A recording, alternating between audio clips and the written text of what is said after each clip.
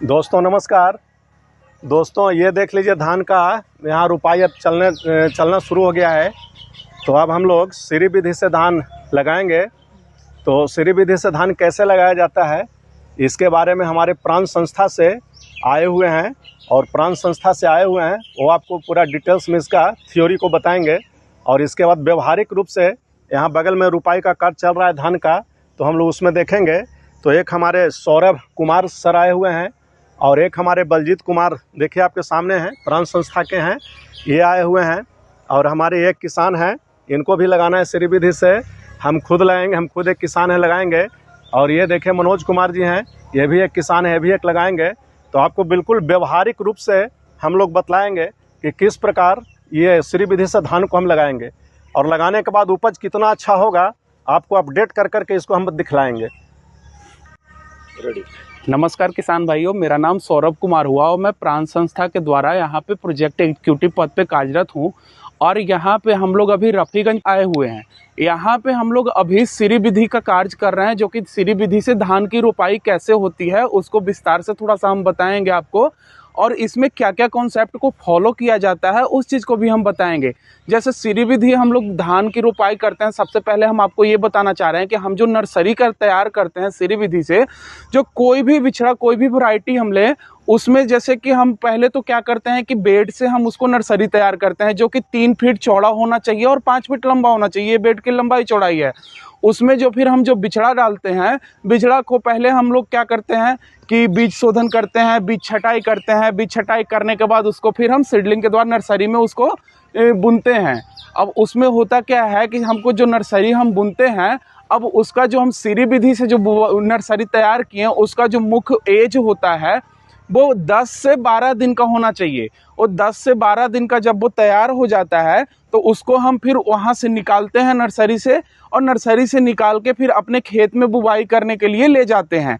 और खेत में जब हम बुवाई करते हैं तो उस दरमियान हम जो फॉलो करते हैं, जो सीरी विधि का कॉन्सेप्ट है कि हमें पौधों से पौधों की कितनी दूरी रखनी चाहिए और उसके साथ साथ पानी हमें खेत में कितना रखना चाहिए, वो सब हम आपको बताएंगे। जैसे कि खेत में हम पानी रखते हैं वो मीडियम रखेंगे, पानी ना तो ज़्यादा पानी होना चाहिए और ना कम पानी होना चाहिए।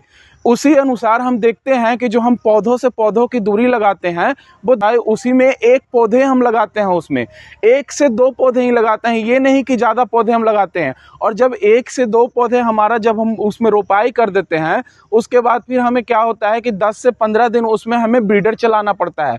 बीडर से क्या होता है कि जो हम वहाँ पे रोपाई किए हैं और जो लाइनिंग है हमारा, उस बीज के मिट्टी ऊपर नीचे होते हैं, मिट्टी की कोड़ाई होती है। तो उससे होता क्या है कि पौधों की में एयर वगैरह जाता है जड़ में, और उससे क्या होता है कि नाइट्रोजन वगैरह, उससे जो भी न्यूट्रिएंट्स होते हैं वो सब आसानी से उनसे मिल पाते हैं, पौधे को मिल पाते हैं। और उससे क्या होता है कि जो पौधा हम एक लगाए हैं उससे कल्ले बहुत सारे निकलते हैं। करीब एक पौधे से हमारे 60 से 70 कल्ले निकल जाते हैं और उससे हमारा अच्छा उपज होता है। और ये जो हम विधि जो बता रहे हैं सीरी विधि का, इसमें हम लोग अभी जो फॉलो करेंगे वो बिल्कुल एकदम प्राकृतिक खेती से फॉलो करेंगे। और प्राकृतिक खेती में जैसे जीवामृत हो गए, बीजामृत हो गए, मठास्त्र हो गए, निमास्त्र हो गए, ये सब का इस्तेमाल करेंगे। और इस सब का इस्तेमाल करके फिर हम इसका अच्छा उपज प्राप्त करेंगे। तो इसी प्रकार हम लोग अभी कैसे सीरी विधि से रोपाई कर रहे हैं उसको अभी हम खेत में आपको वीडियो के माध्यम से दिखाना चाहेंगे कि कैसे हम लोग रोपाई करते हैं।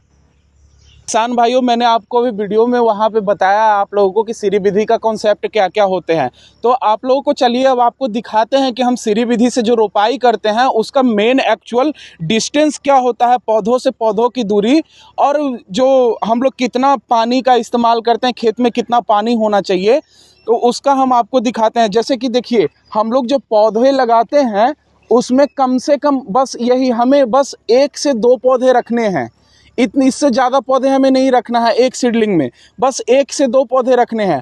और इसको बिल्कुल हम लोग देखिए एक रस्सी में 10 ना रखे हैं, जो कि एक पौधे से एक पौधों की दूरी होनी चाहिए।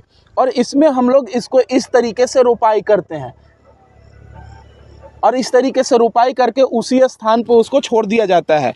उससे क्या होता है कि ये पौधे जब बड़ा होंगे तो हमें बीच में जो हमने अभी आपको वीडियो में बताया कि हमें बीडर चलाने की ज़रूरत पड़ती है। बीडर क्यों चलाते हैं हम लोग, तो उसका जो ज़रूरत पड़ती है वो इसी लाइन में हम लोग बीडर चलाते हैं, जिससे क्या होता है कि ये मिट्टी का है जो ऊपर नीचे होता है, और उससे क्या होता है कि इसके जड़ में नाइट्रीकरण वगैरह सब कुछ जाता है, और इसके जड़ में जाने के बाद इसके जो प्लांट को न्यूट्रिएंट्स मिलना होता है वो नियमित रूप से और अच्छे रूप से मिलते हैं।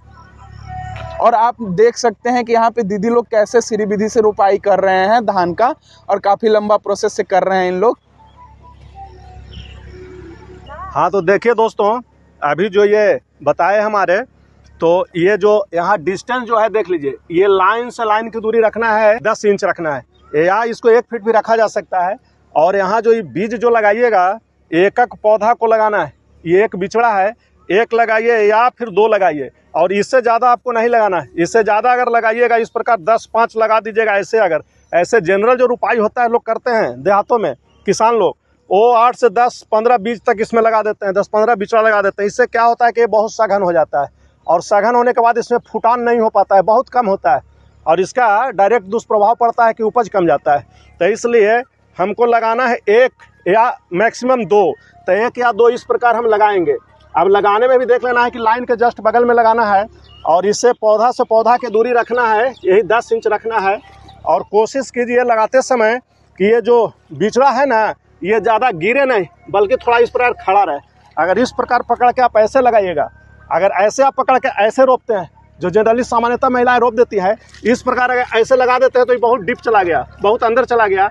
और बहुत अंदर जाने के बाद क्या होगा कि अंदर जाने के बाद इसमें फुटान जो आता है देख लीजिए, यहाँ जड़ के पास से आता है, ना कि फुटान ये बीच से आता है।